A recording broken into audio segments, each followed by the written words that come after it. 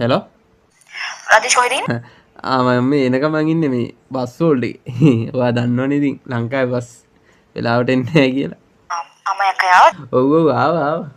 අම්මා එහෙම ආවා. මොකෝ කියන්නේ? එහෙම මොකුත් නෑ ඉතින්. අර අක්කගේ බඩේ අමාරුවක් ඇති.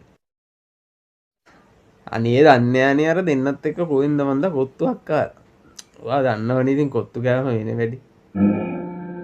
නෑ නෑ දෙන්නත් එක්ක කොත්තුවක් කාලා දැන් මේ ටොයිලට් යන්න බැරුව බඩ රිදෙනවලු.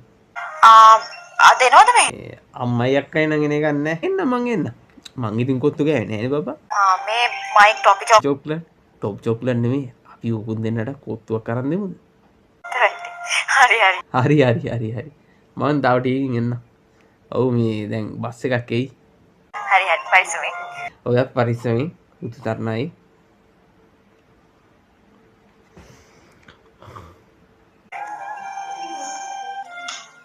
පරිස්සමෙන් ඉන්න ගන්න ඕනේ.